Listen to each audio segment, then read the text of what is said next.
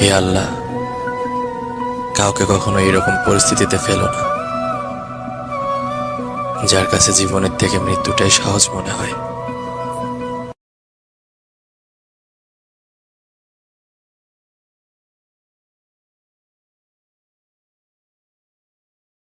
পরিবারের মেজো ছেলেরা সবচেয়ে বেশি দায়িত্ববান হয়।